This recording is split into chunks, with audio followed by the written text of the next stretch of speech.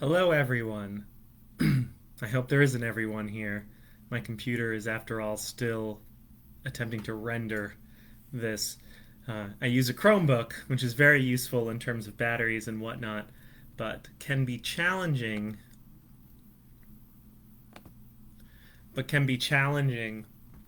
when attempting to do a full live video session. And one of the things I'm noticing here that I had mentioned last week was that I could screen share, but apparently Facebook Live options are very limited, and if I screen share, I can't switch between tabs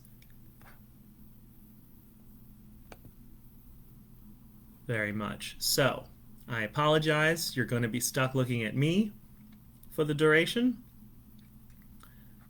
and we will cover material effectively, and I will provide links to you afterwards.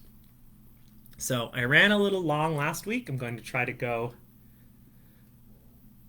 not quite as long and yet still be as thorough as possible and cover as much material. I'm wearing a t-shirt from the Animal Welfare Association, which is in Voorhees, New Jersey. A wonderful organization, lots of animals for adoption. Like I said, I would plug animal rescue organizations too. So feel free to check them out. Go find yourself a new best friend. They even have rabbits and other sorts of not just dogs and cats animals. But as I always do, because I never know for whom this might be the very first video, I see that there are 4 people here attending, and I'm just going to move forward because last week I kind of sat silently for a minute and it was awkward. So, to avoid the awkwardness, my name is Joseph Soler. I am an adjunct professor of history. I like to specialize in African American history at Rowan College of Burlington County, right in Mount Laurel.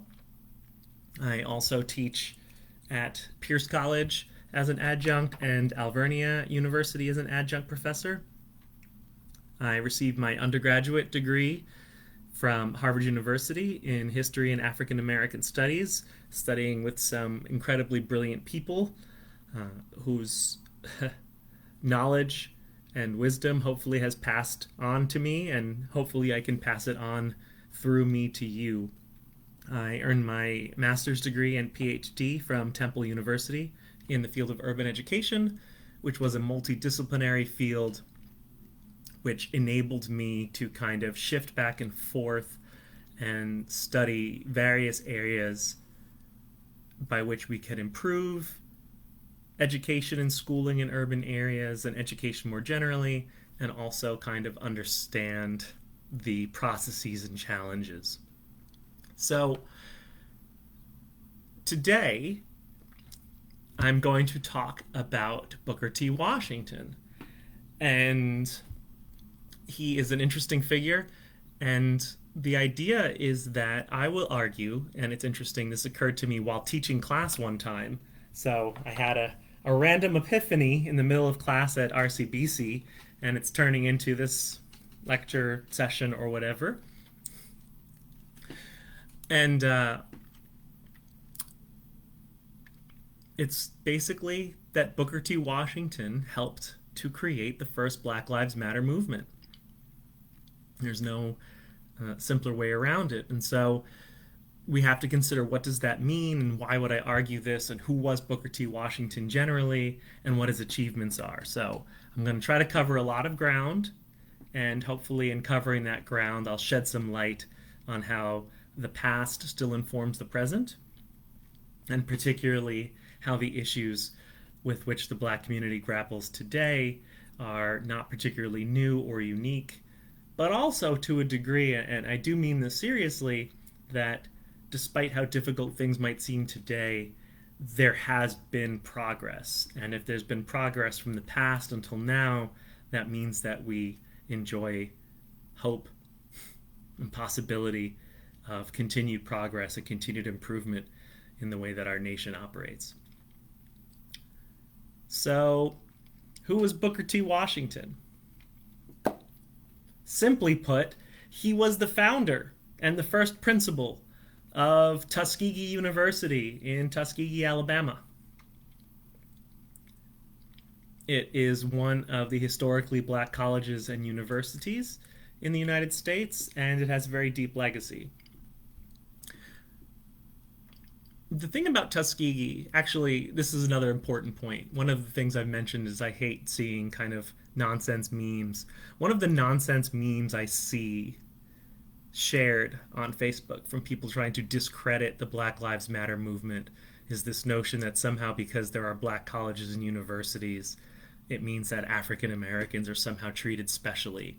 And if any of you ever see that or hear that assertion, you can say to the person saying it with 100% certainty, the only reason why there are historically black colleges and universities was because black students were not allowed to attend white universities.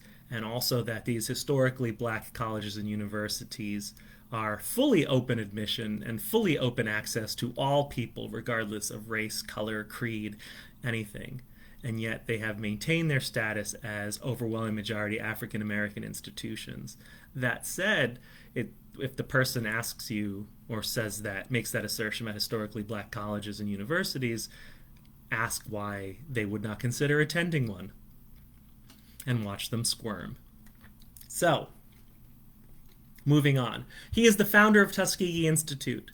It was founded in 1881, and I'll tell you more about him and more about the world around him because you have to see his existence. Booker T. Washington is born in slavery in Western Virginia. The part of the state where he lives will later secede from Virginia to form the state of West Virginia because there was a faction of counties in Western Virginia that remained loyal to their country and would not commit treason. So he's born in the 1850s, 1856, and he grows into his teenagerhood during the Civil War. So he was about 10 years old when the war ends, and so he witnessed the Civil War and the bloodshed through his childhood. What that also means is that by 1866, he witnessed the fitful beginnings of the Reconstruction period, which was interesting to say the least. I'll finish telling his story and then I'll tie it in. So, as a young teenager, he sought an education, and this is by his own autobiography, which he entitled Up From Slavery, in case you're interested in checking it out. And he argued that he sought education so aggressively that he literally walked across the state of Virginia and enrolled at the Hampton Institute, which is, of course, today's Hampton University, another historically black college and university. I'll talk more about those in a minute. While there, he said that he was inspired by the philosophy and the educational ethic of Samuel Armstrong Chapman, who was the white founder of the Hampton Institute. After graduating, he became a teacher in a local school. I'll talk more on education in the time period. And when the time came for the founding of Tuskegee, in Tuskegee, Alabama, someone asked Armstrong to recommend someone to be the first principal. And he recommended this gentleman called Booker T. Washington. Actually, let me be more precise. He recommended this gentleman who had called himself Booker T. Washington. His birth name, his born name was actually Booker Taliaferro. That's what the T stands for. In fact, there's some Taliaferros in New Jersey that I am acquainted with who may or may not be related to him. They still haven't sorted it out. But he named himself Washington, Booker T. Washington, as an homage to George Washington himself, which suggests, of course, that he is very much trying to embed himself in America, founding spirit and founding endeavors. So he heads down to Tuskegee to create what was the Normal Institute. Normal is the word given to schools specifically for training teachers. It comes from a German word, normal, which was the influence for the development of the American public school system. As you can tell, this is something I used to teach at Temple. So he becomes the principal of Tuskegee Normal Institute, and during his tenure there, it will grow and grow until becoming a full-fledged university covering a broad variety of disciplines. When he arrives there, he discovers that there's actually no school. And I mean that in the literal sense of there being no buildings and, for reasons which we'll get into, no money. So the first task of his first class at Tuskegee was to build Tuskegee. And so the first generation of Tuskegee students actually constructed their own university. And one of the things that they did, and he speaks about this, is they created a kiln and began creating their own bricks and then used those bricks to build the first buildings of the school.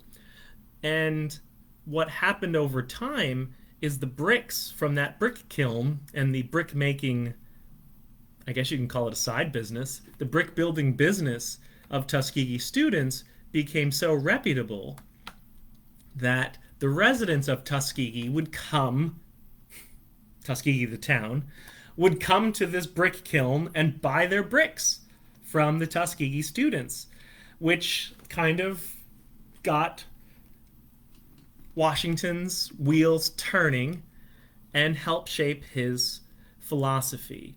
So by the time he gets to Tuskegee, it's 1881. The school is fully up and running by 1883.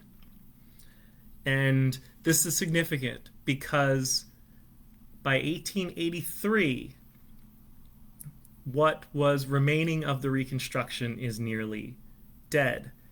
And Washington, at that time, still in his 20s, had witnessed events and circumstances which undoubtedly shaped his perspective and the philosophy he articulates, and help explain why I characterize Washington as the first Black Lives Matter activist. So I'm not going to go in too great detail because apparently I can fill up time with words, but the first Reconstruction from 1866 to 1868, 66, 67, 68, growing out of the Civil War, was a disaster for African Americans. And Andrew Johnson, who had become president after Lincoln's assassination, was an avowed racist. And so in 1866 specifically, there were two horrifying racial massacres which occurred in New Orleans and in Memphis. In Memphis, the racial massacre targeted what was essentially an informal sort of shanty town or refugee camp of African Americans, newly freed, who were moving to the city looking for jobs because, of course, one of the things that Andrew Johnson had done was take all the land that the Southern traders had given up through their treason and given it back to them. And so African Americans found themselves without land to farm or be self-sufficient and sustain themselves. The numbers are still unclear, but there is clear evidence in the broadest terms that there was famine and death among freed people after the Civil War because of the inability to sustain themselves by farming and the lack of jobs and the total economic collapse. So you have starvation. In New Orleans, the racial massacre was a consequence of black veterans of the Civil War marching for the right to vote, arguing that their service in defense of their nation qualified them to vote. And the New Orleans Police Department and the New Orleans Sheriff's Department and the New Orleans firefighters came together to slaughter these black soldiers. When news of these horrifying racial massacres would have spread around the country, Washington would have been a 10-year-old child, which means that he would have been fully aware at an impressionable age that black lives were in danger.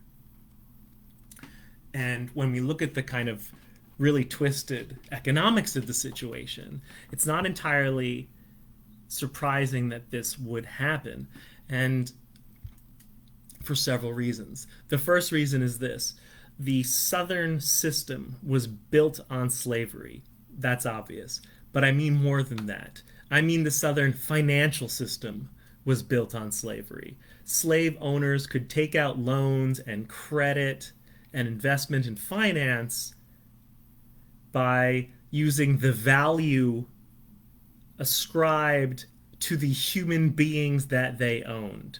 For example, today we might take out a mortgage-backed loan, right? So take out a loan on the mortgage of your house for $5,000.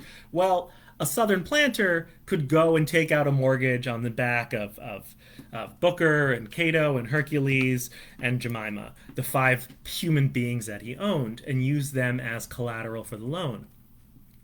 This meant that African Americans were ascribed cash value. Not only that, of course, because they did all the work of keeping the economy of the South going, they were essential to the operating of the Southern economy. There is no Southern economy without the labor of 4 million enslaved people. There is no Southern financial system without the value capitalization of enslaved human beings.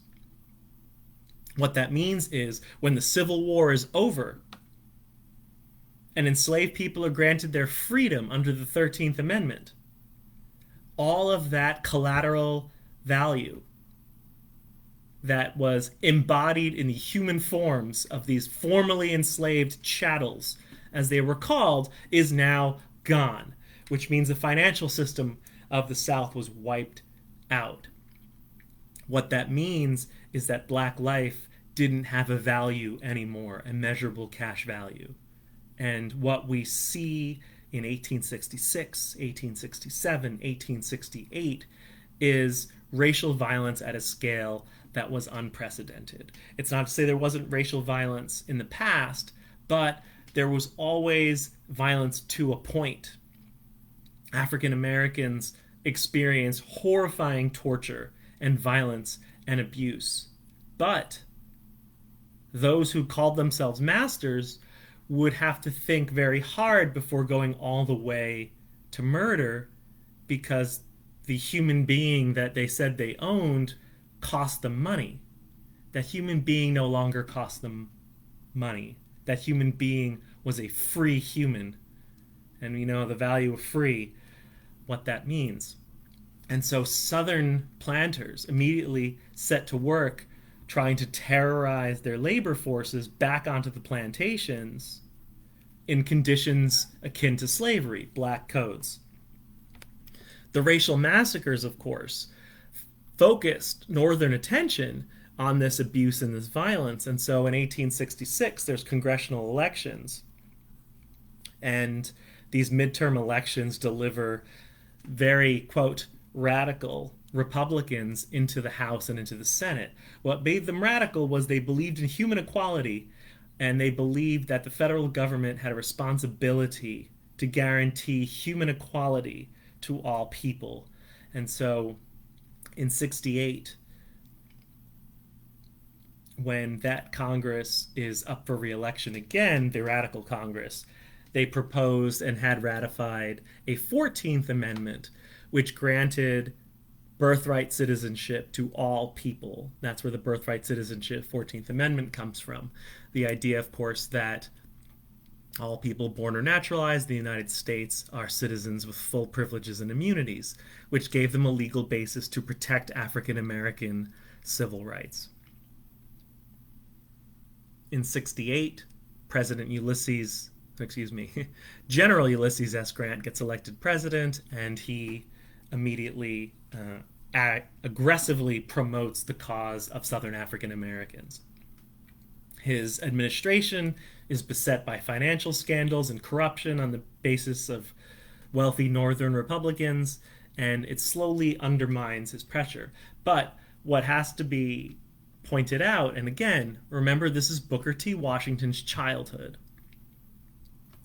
is that when Grant takes over and radical Republicans control Congress, the Southern states engaged in wholesale terrorist violence against African Americans.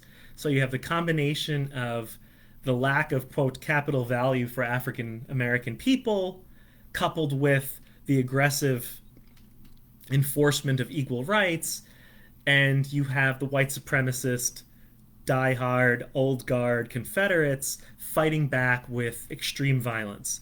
We see terrorist organizations like the Ku Klux Klan, Knights of the White Camellia, White Leaguers, White Liners. I mean, they just form dozens and dozens of white supremacist terrorist organizations with the goal of undermining equal rights and undermining black participation in politics, which by 1870 was becoming a reality in Congress. You have multiple black senators and representatives elected, and in 1870, the 15th Amendment to the Constitution is passed, which guarantees black men the right to vote, but not women. That's a topic of another discussion. And so we see wholesale violence against these Reconstruction regimes, but Grant meets violence with violence, and the federal government deploys U.S. troops in protection of black civil rights. They pass laws for suppressing the Ku Klux Klan and suppressing white supremacist terrorism, which they proceed to do. But, there's always a but, by 1872, the financial scandals, bribery and money laundering schemes engaged in by members of Grant's cabinet and Republican members of Congress has undermined their authority. And in fact, the Republican Party splits between reformist liberal Republicans and kind of the old guard who want to continue with the financial corruption and whatnot. And so Grant gets reelected, but his majority in Congress is slashed, and his ability to protect civil rights is undermined. And so there is continued and increased violence against Republicans and black voters and black citizens. This means that by 1873, many states in the South had fallen back under the control of white supremacist governments affiliated with the Democratic Party. Again, all of this would have been news filtering into Booker T. Washington's ears as he is coming of age. He is witnessing white supremacist violence against people who look like him. He lived in Virginia, so he probably witnessed it firsthand. He sees how the federal government is gradually losing power. Reconstruction ends in 1876, supposedly. 1876 is a controversial election. The Republicans and Democrats swing a deal to get the Republican elected to office because, well, basically, the deal was the Republican who had lost the popular vote would become president. Yep, we've had many presidents who've lost the popular vote, and most of them have been Republicans. Yeah. And in exchange, the incoming president, Rutherford B. Hayes, would pull all federal troops out of the South and would abandon attempts to impose, quote, impose social equality or political equality. And so Hayes lives up to his promise, and in 1877, troops are yanked out of the South. That same year, there is a massive railroad strike. And as Grant himself puts it in Eric Foner's book, it's pretty funny. It's depressing. He says, this is from Eric Foner, former President Grant found the events of 1877 a little queer. During his administration, he wrote, the entire Democratic Party and the morbidly honest reformatory portion of the Republican had thought it horrible to employ federal troops to protect the lives of Negroes. Now, however, there is no hesitation about exhausting the whole power of the government to suppress a strike. So the government has turned. The political situation has turned. Democrats definitely never wanted the federal government intervention with troops in behalf of civil rights and civic equality. But when the railroads go on strike and strikers are blocking railroads, they were the first to vote to send the troops in to suppress the strike and arrest all the strike leaders and throw people in jail and get the railroads going. So, again, Washington would have been aware of this, that the federal government is now saying we don't protect civil rights of workers, but we protect the economic interests of railroad power or whoever there is a strike. And so this brings us 4 years later to Tuskegee. There are several attempts at creating black-white coalitions. One of them actually controls Virginia till 1883, the Readjuster Coalition. But by and large, we're seeing ongoing white supremacy. The thing is, black voters can still vote legally. And so there's violence and terrorism to suppress the black vote and lots of voter suppression in southern states, but nonetheless, it's still legal and on the books. It's not till 1875 that the Supreme Court strikes down in the civil rights cases what they call special protections. And then in 1875 is the Cruikshank case. 1883, the civil rights cases strike down special protection under the law for African Americans. And so when the civil rights decision comes down, it means there is no legal basis for the federal government to protect civil rights of African Americans. And this is when Booker T. Washington is now 1 or 2 years in running the Tuskegee Normal Institute. And so what Washington clearly saw at this time was the federal government would not be coming to the assistance of African Americans, would not be protecting their civil rights, their political rights, and would not be protecting their lives. And so what does this leave him with? This leaves him with one choice. How can I protect my people? How can I protect African Americans in a southern world where there is no political protection coming, where the few black politicians are being slowly squeezed out of office, and where violence is unchecked against the black population? And so he says this. I'm reading it to you because it brings into relief. He says in part that the Tuskegee Institute must teach the dignity of labor. And this is truly any movement for the elevation of the Southern Negro, in order to be successful, must have, to a certain extent, the cooperation of the Southern whites. They control government and own the property. Whatever benefits the black man benefits the white man. And so he says in his 1884 notes on education in the South that basically African Americans have insufficient property ownership and very little political rights. And so the only way to protect the black population is to find a way for the white population to buy into it. So teach the dignity of labor. As he says later on, coming to the bread and meat side of the equation, the white man needs the Negro, and the Negro needs the white man. Brains, property, and character for the Negro will settle the question of civil rights. And so what does he mean? Well, his strategy for trying to prove or show that Black Lives Matter was to help persuade and convince white people that Black Lives Matter.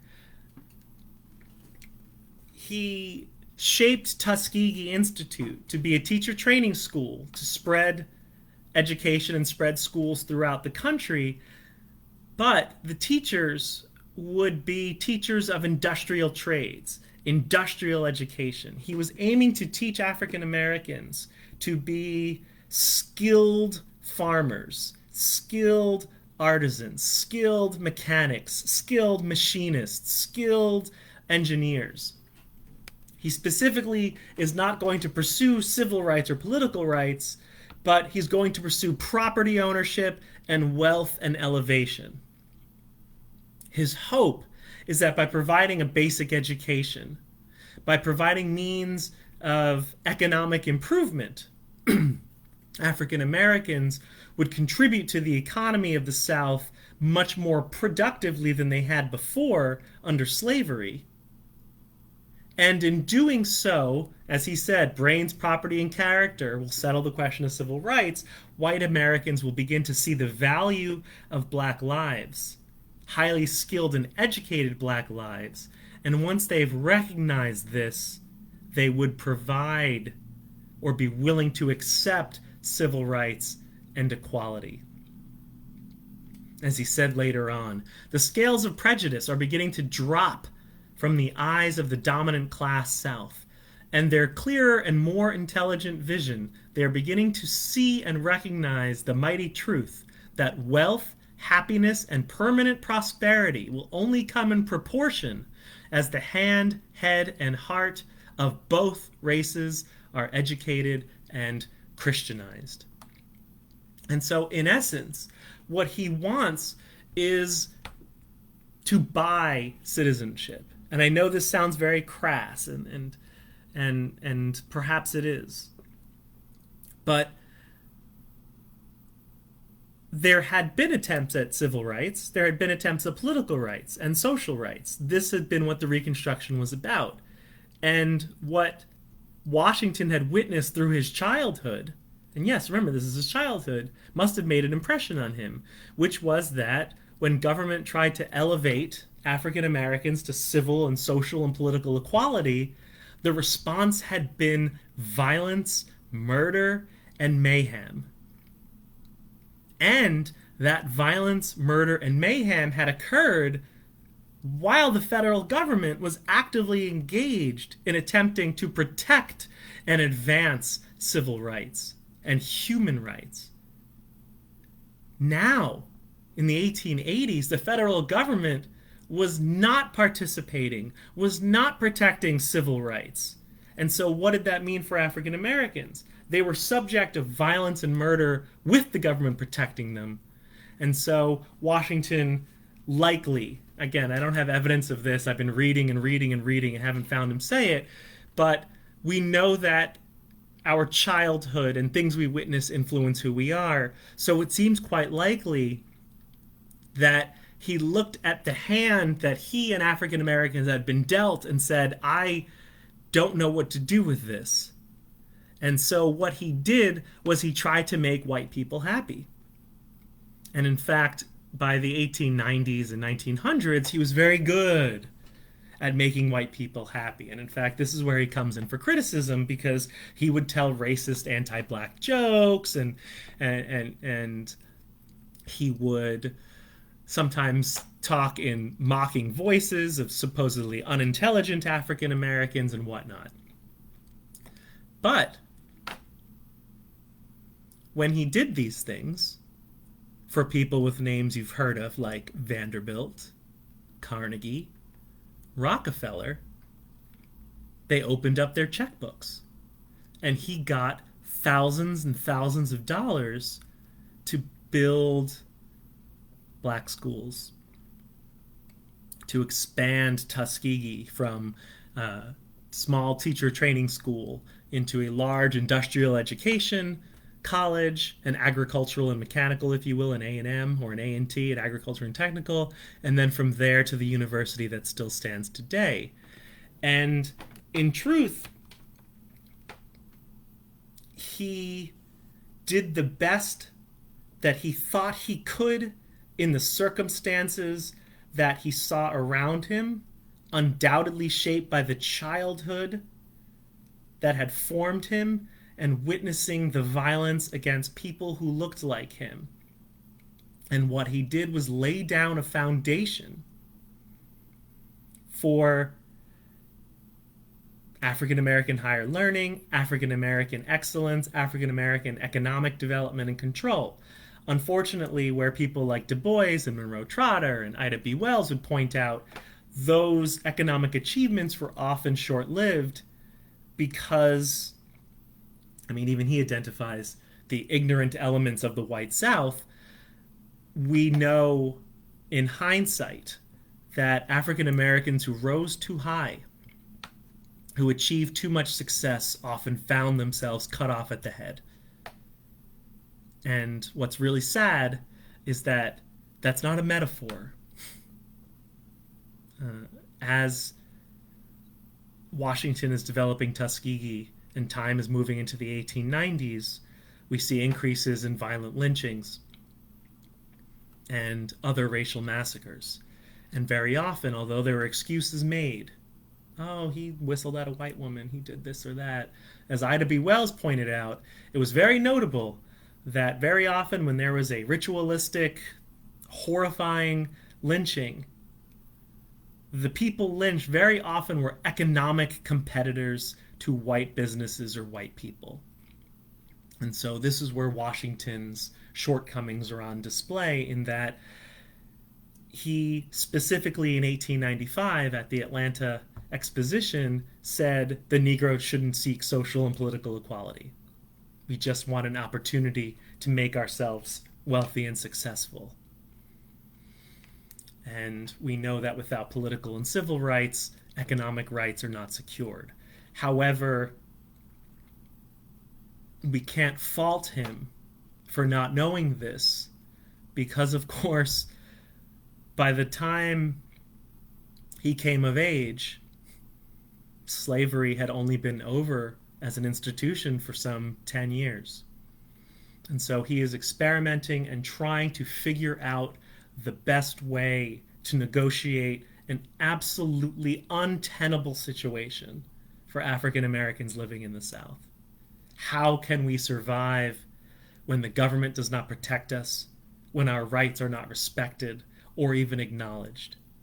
And Washington's solution, Washington's idea is we can try to create and buy ourselves that right.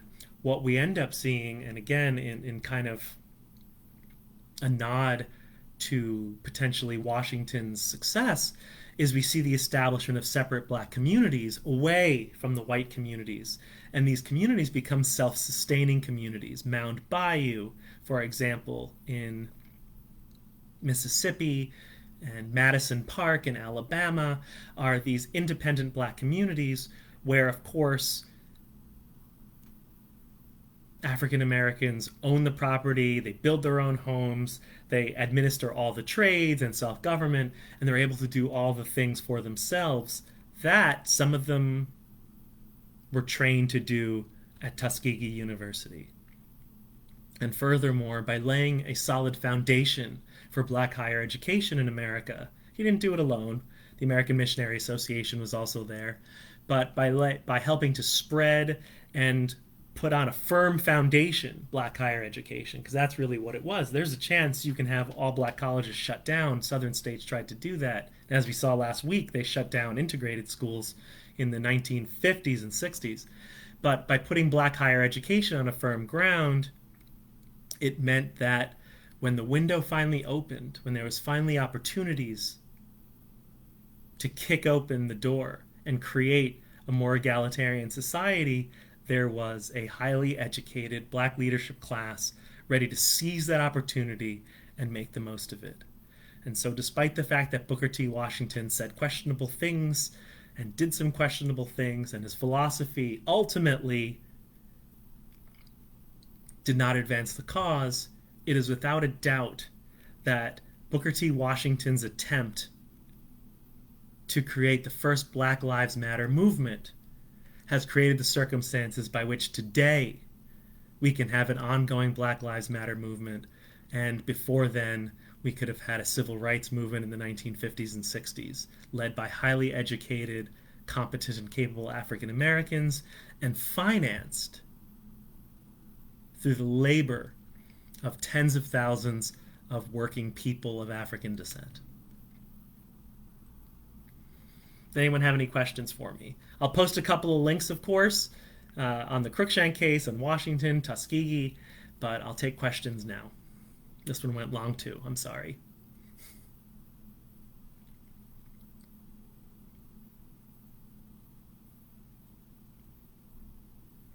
If you don't have questions now, I'll gladly answer them in the discussion, either on the main page or on the event page here. So I'll give it another 30 seconds because I don't want to have all this dead air. Supposedly, it's a bad thing, according to broadcast journalists. I think Lauren probably knows that better than I do.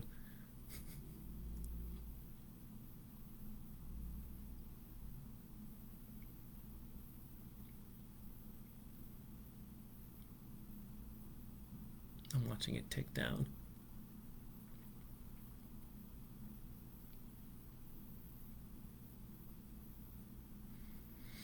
All right, my friends, I don't see any questions right away. I want to thank you for coming again and checking in on your time. Booker T. Washington is a towering figure in our history, and faults are faults. He definitely deserves a great deal of respect for what he accomplished. Lynn asked about recommended reading. Booker T. Washington wrote an autobiography called Up From Slavery, which is very good reading and worth reading to kind of understand his philosophy. W.E.B. Du Bois, some 20 years later, wrote the critique of Booker T. Washington in his book, The Souls of Black Folk, which is also excellent reading. If, however, you're looking for kind of a straight history book about this time period, there is a great book by Eric Foner called Reconstruction, which is worth reading. Someone's chiming in who should know better. So, Eric Foner's Reconstruction is a good book overall. Booker T. Washington's Up From Slavery kind of lays out his philosophy. Understand that Washington's philosophy as laid out in Up From Slavery is very cheery and idealistic because, again, what he's trying to do is appeal to well-heeled, wealthy white industrialists who would finance his school for him and help grow Tuskegee, right? And basically, he said and did what he needed to do to get the money to get his school going so he could spread education. But also, incidentally, I'll point out, Plessy versus Ferguson, the Supreme Court case, was partially financed by Washington. So one of the things that he did do was on the sly, he would take all this money supposedly just to train African Americans to be bricklayers, and he would funnel it into civil rights cases and civil rights actions. So he wasn't entirely out of the struggle or entirely in this accommodationist perspective. He definitely was kind of here and there trying to do what he could on both fronts. Overtly, he would tell what were called, quote, darky jokes. Covertly, he is financing Supreme Court challenges to establish equality in public accommodations. Any other questions? Alrighty. I'm going to call it a session. I'm going to write Lynn's question. I'm going to write up in the comments a list of books so that other people can see them kind of written down. And then I will call it a day. And thank you so much again. I hope you learned something. I hope you think and can see Booker T. Washington and his efforts and how it connects to today's Black Lives Matter movement and the fight for Black life in America. Thank you so much, everyone, and have a great day.